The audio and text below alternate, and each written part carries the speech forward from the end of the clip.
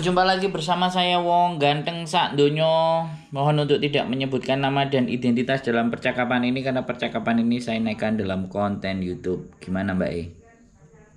Baik, mau tanya tentang aku kan udah overstay ya, kurang lebih 2 tahun. Hmm. Terus mau menyerahkan diri tapi paspornya hilang. Apakah harus langsung aja ke imigrasinya atau bikin laporan surat keterangan hilang dulu ke kantor polisi? Zaman hilang apa digadein? Enggak hilang, soalnya gonta-ganti kosan berkali-kali. Beserta koper-kopernya malah. Soalnya kalau sampean laporan ke kantor polisi ya podo ae dengan menyerahkan diri di kantor polisi, langsung aja.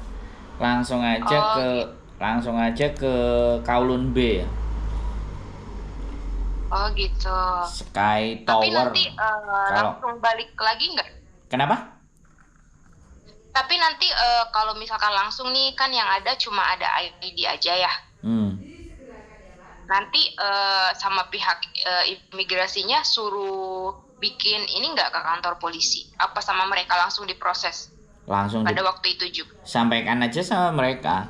Jadi terserah jawaban mereka mau langsung diproses atau bagaimana. Tapi intinya kalau sampean lapor dan menyerahkan diri itu kemungkinan sampean disuruh balik lagi, ya kan?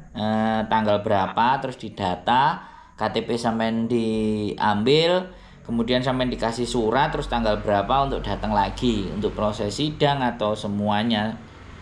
Jadi kayak gitu biasanya. Datang itu cuma laporan, terus ngasih dokumen yang tersisa, habis itu ya wes, terus janjian tanggal berapa, terus sampai datang, terus diproses, dicarikan apa namanya penterjemah atau apa semuanya diinterogasi dan nanti bisa jadi langsung di situ ada sidang diselesaikan atau bisa jadi sampai dikasih waktu lagi gitu loh sampai akhirnya nanti sampai penyelesaian akhirnya dibawa kemana akhirnya masuk penjara atau sampai dibiarkan di luar kemudian sidang udah kelar misalnya kemudian setelah sidang kelar dikasih surat nah surat itu yang digunakan sampai untuk rekomendasi minta bikin paspor SPLP di KJRI setelah paspor SPLP selesai sampai laporan lagi tiket tanggal berapa ya kemungkinan bisa pulang. Garis besarnya begitu Biasanya Mbak. sidangnya berapa kali ya Mas ya? Menurut yang udah-udah gitu. Enggak mesti. Tergantung. Kemarin aja 6 tahun saya nganterin. Saya pikir juga dia ditaruh di luar terus nggak masuk penjara. Ternyata dia harus merasakan penjara 6 bulan dulu. Aku nggak ngerti. Makanya Oh, gitu. makanya dia juga kemarin nulis surat ke temennya. Terus suratnya disuruh foto ke aku suruh screenshot makanya saya juga mau datengin penjaranya dia sebelum nanti semuanya kelar itu yang 6 tahun loh ya kalau sampean 2 tahun ya kita nggak ngerti ya sampean ada rekotan catatan ABCD bla bla bla bla kan kita nggak ngerti itu keputusannya imigrasi tapi karena sampean apa namanya etikat baik menyerahkan diri maka mereka pun tidak mempersulit gitu. Biasanya juga hari itu lapor menyerahkan diri masih dikasih waktu nanti tanggal berapa suruh balik lagi kalau menyerahkan diri prosesnya begitu tapi kalau begitu ketangkep langsung masuk sel itu langsung di kantor Oh polisi gitu. 1 hari atau 2 hari habis terus dipindahkan ke tahanan nah pada saat pindah ke tahanan itu mereka langsung lapor KJRI biasanya begitu tapi kalau kalau yang menyerahkan diri untuk lapor ke KJRI saya rasa enggak biasanya Oh jadi gitu.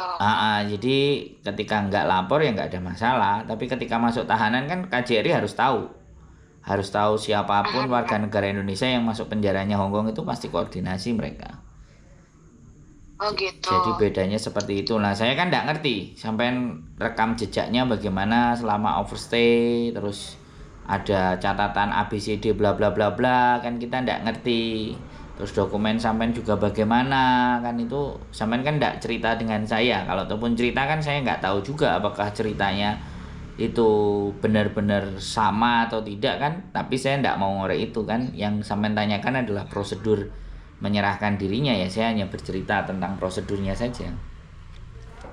Iya Iya betul. Kalau untuk paspor emang bener-bener hilang karena udah gonta-ganti apa selama 2 tahun ganti-ganti kosan ya.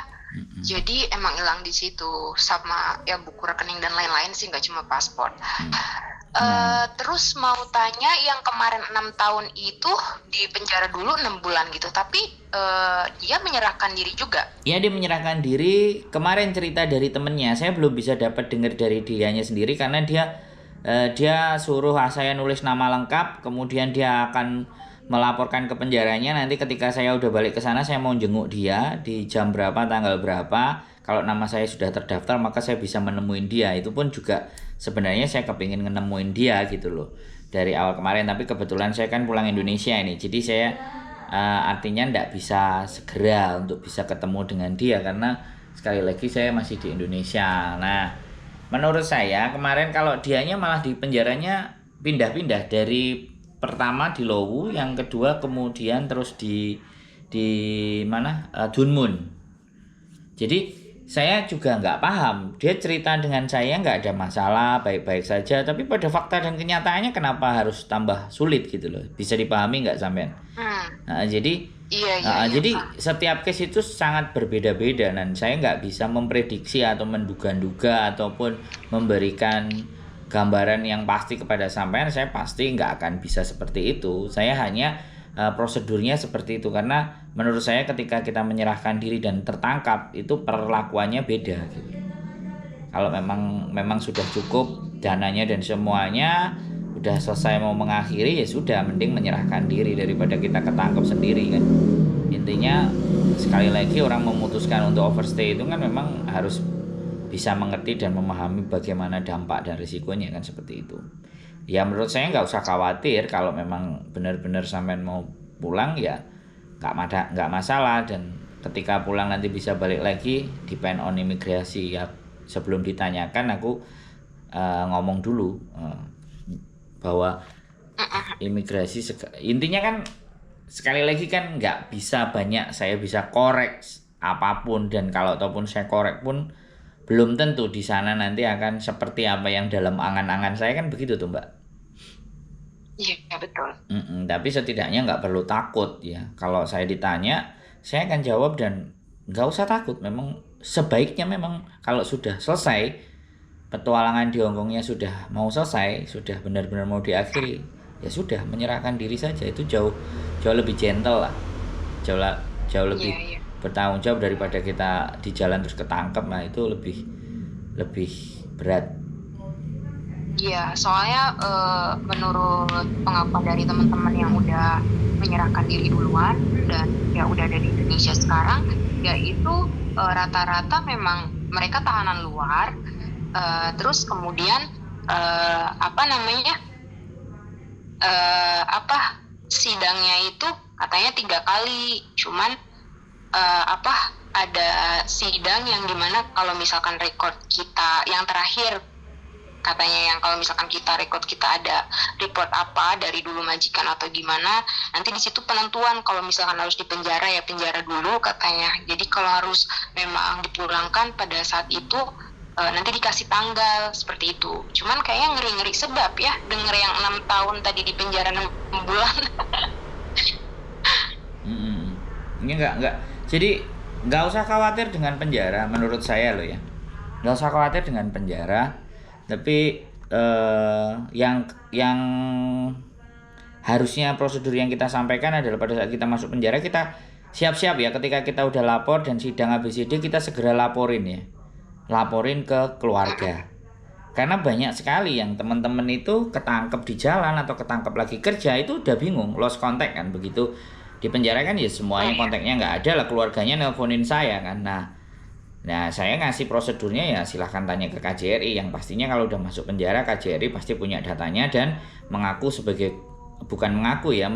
bukti bahwa bagian dari keluarganya, dari kakaknya, adiknya, kakaknya atau suaminya kan jelas. Nah dari situ nanti KJRI akan memberikan informasi valid lah. Kalau nggak kayak gitu ya boleh nanya juga ke PT-nya gitu loh. PT-nya kan akan nyari tahu ke agennya nyari tahu ke KJRI kan, bisa jadi seperti itu runutannya. Karena kan kasihan yang di keluarga. Dan kadang-kadang teman-teman yang sudah di penjara pun sebenarnya kan dikasih kesempatan untuk nulis berita kepada keluarganya, alamatnya Indonesia di mana atau seperti apa, kan harusnya ngabarin. Jadi pihak di Indonesia itu tidak khawatir, dan penjara Hong Kong selalu seperti itu prosedurnya. Cuman nggak tahu teman-teman kan, ada yang berlagak menghilang, ada yang memang nggak mau ngabari, ada yang nggak kepingin keluarganya tahu lah. Itu kan persoalan pribadi masing-masing, tapi saya cuman menyampaikan ke sampean siapa orang terdekat sampean, keluarga sampean yang harus dikasih tahu ketika sampean sudah menjalani proses untuk pulang gitu loh. Karena ketika nanti ada penjaranya, nah sampean tidak bisa dapat menghubungi mereka, dan mereka pun tidak akan bisa menghubungi sampean karena semuanya pasti non aktif. Kemudian sampean dikasih kesempatan surat, ya aku nggak ngerti apakah sampean juga akan ngabarin mereka, tapi prepare aja dulu biar pihak keluarga atau orang-orang terdekatnya sampean tidak khawatir dengan keberadaannya sampean. Itu aja sih pesan saya. Terus gimana? Oke. Saya mau tanya, yang kemarin 6 tahun itu dokumennya lengkap kan Mas? Ya komplit Kayak semuanya paspor sih. sama ID-nya. Nah komplit ya. dia komplit semuanya, nggak ada masalah. Kehilangan dokumen itu tidak jadi masalah Mbak. Nggak usah khawatir dengan kehilangan dokumen. Intinya Saya kira ada yang bilang soalnya ditolak katanya suruh balik lagi, ada yang bilang gitu. Jadi yang namanya bertanya banyak orang ya, jadi beda-beda. Nah makanya gitu. gini, yang penting ketika sampean bertanya ke 10 manusia, pasti ketika 10 manusia mempunyai proses yang berbeda-beda, asumsi yang berbeda-beda, membuat sampean jadi bingung. Sekarang konsepnya gini aja, sampean punya itikat baik untuk menyerahkan diri apapun yang akan terjadi, karena setiap case by case itu selalu ada hal yang berbeda. Jadi sampean yakinkan aja bahwa sudah, saya selesai dan saya akhiri, apapun yang akan terjadi saya hadapi. Lah rata-rata manusia atau teman-teman semuanya ngadepi sesuatu yang sebenarnya mereka sengaja itu aja yang nggak mau, atau ketakutan atau kekhawatiran atau kebingungan, bener nggak saya ngomong? Betul. Nah makanya Hong Kong tidak separah dan Hong Kong tidak sekejam negara-negara yang menganut azas komunis. Hong Kong itu familiar dan friendly.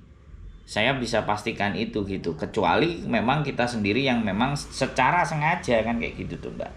Untuk banggel, untuk apa kayak gitu. Nah kita kan nggak begitu gitu. So simple dan santai aja, nggak